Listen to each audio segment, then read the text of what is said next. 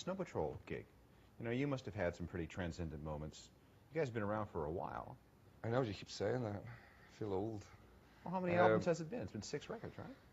5. This will be the 6th. It's not really a 6th, though, is it? But I mean, it's 5 and 2 reintersection albums. So in 15 years, 7 albums is about average, I suppose, to a year. Yeah, we've had some moments. The V Festival there that we just played in Chelmsford, we deputised for Oasis. We got moved up the bill when Oasis pulled out, and we had the gig of our lives. You know, it was just one of those amazing, deliriously happy accidents that sometimes happen. I mean, it could have went the other way. We could have got booed off the stage. We could have got bottled off the stage. But the crowd just embraced us and what was happening, and it felt like our show, and it felt like nothing I'd ever felt on stage before. So yeah, sometimes things like that happen in our shows as well, but not as readily as with you two. What's the difference between a Snow Patrol gig in Europe and a Snow Patrol gig in North America? How do you view the audience? What do you feel coming back? Well, it's hard to compare Snow Patrol shows outside of Ireland and Scotland and England, well, the UK and Ireland, let's say, with anywhere else really, because it's a lot of people. They're singing, they're jumping, they're screaming, their hands are in the air, they're singing with all their might.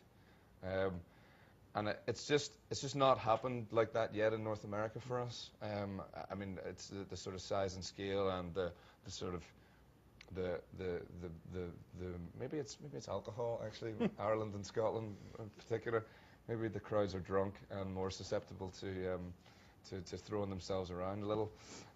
We have had some amazing shows in Canada and in the States, but it's hard to compare anything with Ireland really at the moment. Are there songs that are specifically big here as opposed to there? Well, I mean, Chasing Cars is really, I mean, Chasing Cars and maybe Run to a certain extent are the only songs that you can guarantee an audience knowing. We've got Grey's Anatomy to thank for that. Yeah, for sure, and that's we do thank Grey's Anatomy for that. But I mean, it's a great song's a great song. There's plenty of bands that have been on TV shows and didn't have that reaction, you know. So, but we thank them very much for getting it to 25 million people in the one hit. What I find really annoying is that when you watch one of those shows and there's one of these songs that comes up at a poignant moment and you go, wow, that works perfectly with the drama that's happening on the screen. Who does it?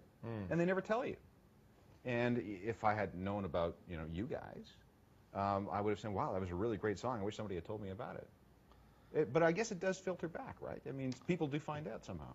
Yeah, no, I mean, it's certainly done us nothing but favors, you know. And it sort of made the song sort of ubiquitous as well around the world, which maybe has, after a certain extent, after a certain period of time, you sort of develop a kind of a backlash, or it develops a bit of a backlash, but that's to be expected, you know. It's every action has an equal and opposite reaction. Do you want to talk about physics? Well, let's turn the cameras off and get to it. I'm a little worried about the boys in CERN. Yeah, well, they said I don't think it's going to be fixed anytime soon.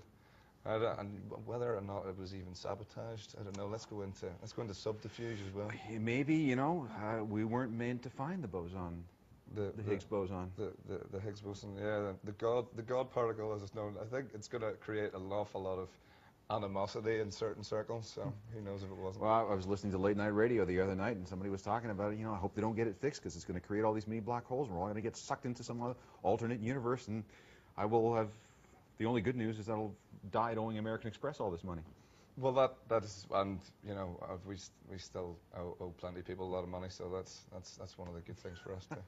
Let's talk about the Up to Now record. Yeah. So there is some new material on it. What's the new material?